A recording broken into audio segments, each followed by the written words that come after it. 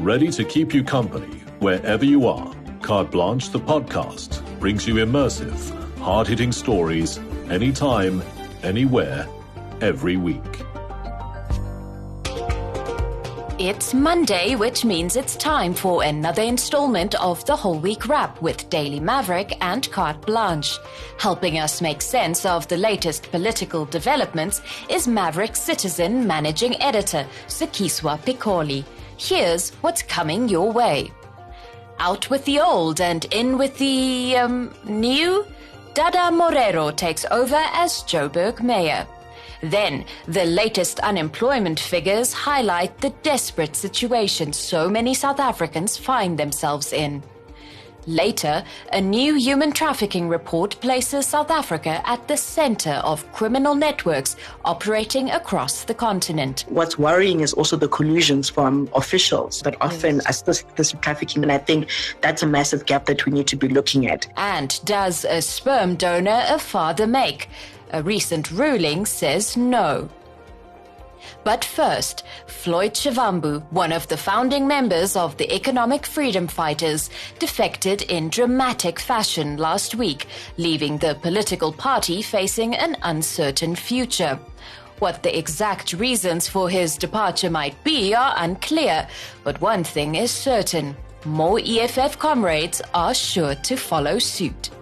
Welcome back to the show, Sekiswa. It's always lovely having you with us. How have you been? Hi, Lizanne. I've been okay. How have you been? I've been good. Let's kick things off with the biggest story of the week, and that is, of course, the EFF's leadership crisis. This after co-founder of the Red Berets, Floyd Shivambu, confirmed that he'll be joining Jacob Zuma's Umkhonto weSizwe party, or the MK party. Julius Malema said during Thursday's press conference that he was blindsided by Shivambu's resignation. I think a number of South Africans were too. Firstly, what's your take on this very dramatic development? Yeah, dramatic would be the word. I think everybody, as soon as they heard, kind of took a collective breath in. Like, what? Yes. Yes, we have known that there have been some tensions between Julius and Floyd, but I don't think we would have expected that it culminates in the fashion that it did. And I think probably the most surprising thing was that he decided to defect to Zuma's MK party, which I think a lot of people are wondering about and what would have drawn him there. Yes, definitely. Now, Shivambu's exit, of course, brings with it a massive political shift, with insiders saying more EFF members are set to follow Shivambu to his new political home, which is the MK party. It's not yet clear who will be packing their EFF bags, but some names have been repeatedly thrown around in recent days, and that includes the head of political education, Mbuyiseni Ndlozi. Then we have the national chair, Veronica Mente, the Deputy SG, Poppy Mailola, and Dali Mpofu, who's been representing the MK party in court recently. So I think that one might not surprise too many people. Do you see the EFF in its current form really surviving this imminent exodus? Because many people have said that this is the end of the EFF purely because it's a party that's been run mostly on personality more than policy, really. I would hesitate to say that this is the end for the EFF. I don't think Malema would let it go without a fight. But I think probably what presents is exactly what you are pointing out, which is this sort of politics of personality. I mean, I really think it's going to be a test in terms of what are the leadership structures that they have in place and succession planning that they would have had as a political party worth its weight in salt. So I think it's going to be a test. I think Floyd was obviously a key figure. I think is also one of those kind of charismatic, larger-than-life figures. But what remains to be seen is it possible for Malema and his current cohort of leadership to reassess and lean into the succession planning to make sure that this is not the end of the political party? Because as we know, Shivambu was really instrumental, especially in mobilizing the party's student movements back in the day, and also with formulating political strategy and policy over the last decade. So losing his insights and experience is definitely a huge blow to the party. But you touched on the rumors that there was a fallout between Shivambu and Malema, and some are saying that this is actually kind of more Malema's doing in a way, because he got wind of Shivambu's alleged plan to oust him during the December elective conference. But there's also the other rumor, which is a bit more of a conspiracy theory in a way, that this is all just part of a much bigger political strategy by the so-called Progressive Caucus. This includes, of course, the EFF, MK Party, ATM, UAT, and the NCC. Basically, this is part of a bigger plan to topple the GNU in the upcoming elections. Yeah, I mean, it's difficult to say, right? We can speculate as much as we want, but I do think there's something to whatever the tensions were that we had all been kind of picking up on. I think probably Shivambu may have had ambitions that may have been not necessarily aligned with what Malema was probably thinking from his perspective. Again, and I speak about this issue of succession planning of, is Julius meant to just be the leader for life? And was Floyd happy to just be the deputy leader for life? And if there wasn't space for that, where would he then go? So I think obviously somebody made him an offer within Zuma's MK party that seemed a lot more lucrative, and maybe from his perspective meant that he can grow his political career, I guess, in more alignment to what he saw himself as a future that kind of grows him beyond one position. It's time to pause and reset. This was the message from Joburg's newly appointed Mayor Dada Morero. Having secured 189 votes during a council meeting held last week Friday, Morero certainly has his work cut out for him. With a city teetering on the edge of collapse, residents are hoping he will be the man to pull them back from the abyss. But some experts and civic leaders are not so sure, saying it will just be more of the same. Let's move on to another political shift that happened last week, and we're moving to Johannesburg after Aljamar's Sankaree-Govender resigned as city mayor, which I don't think came as a surprise to any of us, because there's been growing pressure from civic society and also from political parties just to get him out of that seat.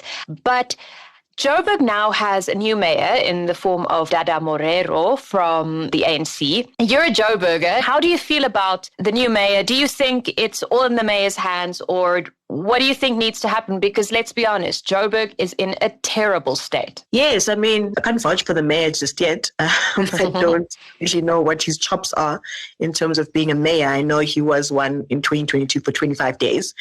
Yes, a whole 25 days, yes. A full 25 days. I mean, we've had a succession of musical chairs of mayors over the last few years.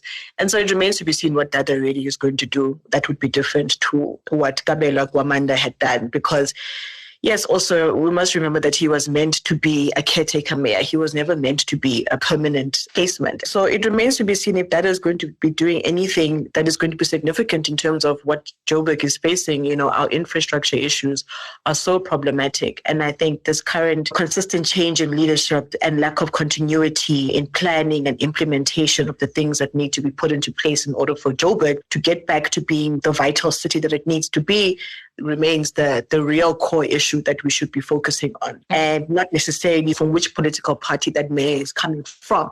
What we need is for that person to actually do what his obligations set out for him. And we also need to ensure that, because, you know, it's one thing having a competent person right at the top, but without competent city leaders, CEOs, municipal managers, very little will really improve on ground level. So for me, that is kind of where the focus needs to shift within Joburg at the moment. Yeah, I mean, Joburg has a number of issues, right? And when I talk about infrastructure, we have buildings that are within the city that are disused and in a state that are actually quite hazardous as they stand.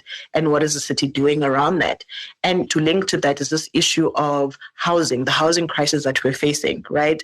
Mm-hmm. We have disused buildings that could actually be used towards helping within that housing crisis, which was highlighted obviously with the Marshalltown fire, you know. Yeah. So that's one of the key things that Joburg needs to really look at, the issue of human settlement, what is happening with people.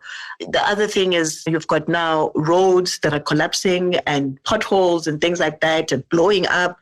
So what is actually going on there? So I think there's a lot of issues that I think from a structural perspective we need to kind of put into focus. And I'm really hoping that this current crop of leadership is going to be able to attend to those things, because how else are you going to run a city so that it is a world-class city, but it's a city that actually serves the people that live within it? On Tuesday, Stats SA released its latest unemployment figures, and it made for some depressing reading. At 33.5%, South Africa's unemployment rate is the highest it's been since 2022, and it shows that 4.8% more South Africans feel there's little to no prospect of them finding work within the next year. Most sectors have seen a marked drop in job opportunities, but the job crisis for domestic workers is showing no signs of abating. Pre-COVID, about 1 million domestic workers were employed across South Africa. At the height of the pandemic, around 250,000 of those workers lost their jobs. And by the end of 2023, only around 125,000 of those jobs had been recovered. Now, let's move on to the latest unemployment figures. They were released last week, and it's risen to a 2-year high, coming in at 33.5%. Now, according to Stats SA, this means approximately 8.4 million people are now without a job. And of these, around 76% have been unemployed for more than a year. Just to put this into perspective for our listeners, this means that 111,000 jobs were lost in the trade sector, while agriculture saw about 45,000 jobs lost in the last quarter. It's really depressing figures. We've asked this many times on the show, but really, how do you fix this? Yeah, well, I mean, I think how you fix it is to have a plan in terms of how do we address our unemployment, but also looking at what is driving it, right? So we already have a situation where a large part of our jobs downturn was driven by COVID, and we haven't recovered from that, right? And I'm not sure that, the measures that have been put in place by government have sufficiently addressed that. I think also one of the things that we need to consider is this issue of having a basic income grant, because, a basic income grant isn't just about giving somebody money to just survive off every month. It actually helps with people in terms of being able to better themselves educationally, skill themselves. And if you're not able to do that, then it becomes difficult for people to be able to go and meaningfully participate in the jobs market. So I think there's a lot that needs to be implemented here, but also, for example, some of these short-term kind of jobs that come up, specifically look at what's been happening in the city of Joburg now, or Gauteng, with this Nasispani initiative that's been initiated by the Premier. And you have to look at the longevity of that, right? And what is that actually meant to drive, and what is the dent that actually makes, and how many people actually benefit from that. So I think there's a lot in terms of planning and looking at how you attack the jobs issue. Globally, about 27 million people are trafficked in various ways, from working on farms and in mines, or serving unsuspecting patrons in restaurants, to being forced into sex work. The trafficking of human beings has become a lucrative criminal enterprise. In Africa, most traffickers are allowed to act with impunity, as officials and traffickers often work hand in hand to facilitate the illegal movement of persons across borders. With at least 7 million people in Africa having fallen victim to trafficking, a new report out of the US has found that South Africa is increasingly becoming the preferred country for the trade in persons. Now, a couple of weeks ago, the U.S. Department of State released its 2024 Trafficking in Persons report, and it highlighted how South Africa has sort of become this stopover of sorts for human traffickers. It details which provinces have seen an increase in reported trafficking incidents, and then it also shows how trafficking syndicates operate in South Africa and neighboring countries. It was really an eye-opener. Yeah, I mean, it can only be frightening, right? Because we never want to be a haven for trafficking. I don't think that's something that we want to be known for. And I think that speaks to our law enforcement, but also our crime prevention tactics, right? I think for me, you need to have a system that is more responsive, more than it is reactive, because by the time that you discover somebody has been trafficked or there's been trafficking that's been happening, it's too late. So you need to be able to pick those things up. And that takes the capacitation of the institution that will be able to do that. But also what's worrying is also the collusions from officials that often assist this trafficking. And I think that's a massive gap that we need to be looking at. And how do we stop that? How do we stop people being susceptible to being used in that sense? One aspect that stood out for me, and this is because we did a story on this not too long ago, is the custom of ukutwala, or forced marriage, especially seen in the Eastern Cape and KZN. And this report mentioned this specifically, saying that it often enables human traffickers from exploiting young girls. Then there was also another interesting aspect for me that I never thought of, is also the concept of so-called bakkie brokers, as they call them. It's basically brokers used by farmers to find foreign migrants to assist during harvest season. And it's completely unregulated, and it really serves as the perfect opportunity for traffickers to take advantage of mostly unsuspecting foreign nationals. So there's so much that needs to be addressed, and there are so many aspects to this, because I think a lot of the times people hear human trafficking and they think sex workers mostly, people being forced into sex work, or it's drug mules. Usually that's what they kind of think of. But it's also labor. It's the labor force. A huge chunk of the labor force in South Africa consists a lot of the times of people forced into that industry, and there's no way of them getting out of it. Yes, exactly. And I think that's also one of the things that's often overlooked, that trafficking probably may not look like the face that you are expecting to see. It's not going to be somebody in a balaclava somewhere. It may actually just be your neighbor you don't know. And I think it's important that we kind of blow the lid on that and actually show the many faces of it, so that people are able to actually know the kinds of signs to be looking out for and what kind of practices can be considered or identified as suspicious practices, so that you can actually blow the whistle on that. Just in terms of trafficking, for me, the story of Jocelyn Smith in Cape Town comes up as well. And we still don't know what happened in that instance, So it's so prevalent, but it's one of those things that I think we need to be alive to as South Africans. Here's the story. A man agrees to become a sperm donor to help his female friend fall pregnant. Following artificial insemination, the woman falls pregnant with twins. 3 months later, the sperm donor dies. Now, is that woman entitled to a death benefit? A recent ruling has once again said absolutely not. I saw a wonderful piece from your colleague Nisa Moodley last week on a ruling that I found quite fascinating. I don't think it's something we think about too often. In short, a woman tried to get the pension fund adjudicator to recognize her twin children as the rightful beneficiaries to her sperm donor's retirement annuity fund.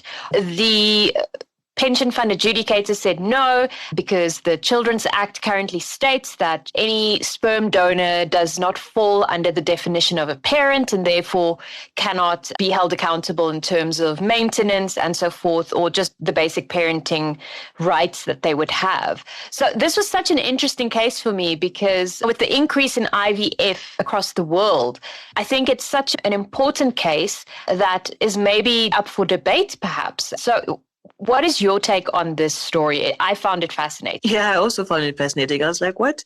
But I do understand why the law would also have to kind of be quite strict when it comes to something like this, because if you leave it open-ended, that anyone can claim that a sperm donor is going to be now a parent and has obligations, in this instance, rights to somebody's pension fund, it becomes difficult, because when you're a sperm donor, it doesn't necessarily mean you're only donating to one person. Yes. There's like a myriad of people that are going to be beneficiaries of your sperm. And so what happens now when all of these people decide to come and claim? I think that's worth regulating. But I think probably also what this highlights is that as people enter into these kinds of contracts or different ways of conceiving and having children, you think about the future and what this may necessarily actually mean. So I think probably what she had neglected to do at the time was to get into a formal contractual agreement with them in terms of this co-parenting that they've now decided to, as opposed to an ad hoc kind of agreement, which is not going to be enforceable according to the law. Yeah, and the adjudicator definitely agreed on that point as well, saying, listen, there was no formal agreement. Had this donor had any intention to be a full-on parent, he should have stated that. You should have drawn up a contract saying that he will be the legal father of these kids, but that never happened. And so, unfortunately, you're not entitled to anything. What was interesting, though, for me was also just like this, the different classifications, right? That if it's artificially, even if you are with your partner, but for as long as it's artificially inseminated, it's not the same as biological, which becomes automatic, that you become a parent. So I think that's also worth highlighting, that how you actually conceive of your child is important to keep in mind. Yes, and there was something, if I'm not mistaken, about also if you have a sperm donor, even though you agree verbally that this sperm donor will be the father to your children and be involved in their lives, if you're not married, again, that complicates what you can lay claim to. So it's very complex, it's very layered, and I think it definitely makes some people question, what is parenthood? What does being a father mean? What does being a mother mean? So yeah, it's definitely a very interesting conversation. On the 1st of July, violent protests erupted throughout Bangladesh as tens of thousands of students took to the streets. They were taking a stand against a decades-old quota employment system that prevented millions of job seekers from accessing well-paying government jobs. The students demanded change, saying jobs should be given on merit and nothing more. This after nearly 56% of all government jobs were reserved for so-called freedom fighters, ethnic minorities, persons with disabilities, and individuals from underrepresented districts. Now, nearly a week after overthrowing an autocratic government, Gen Z college students are hoping to lead the way. Let's wrap things up with a quick reflection on the recent changes in government in Bangladesh. I think that it is quite relevant to South Africa and world leaders as a whole, because it sort of serves as a reminder that the youth have so much power when it comes to leadership in a country.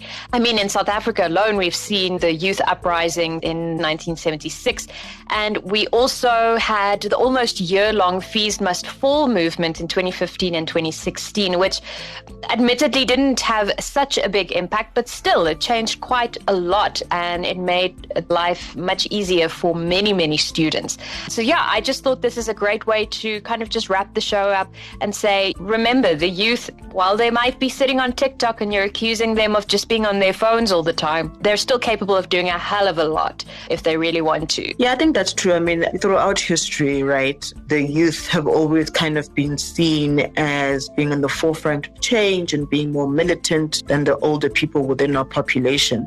And I think a lot of movements, as you've highlighted, have been at the forefront of kind of changing moments and watershed moments and forcing things to happen where others may have seemed to have been reticent. I think one of the things that this also highlights is this issue of government policies that are put into place and are not regularly reviewed in order for you to check if this is still the right policy, if this is still relevant to where people are and how it's impacting on the population.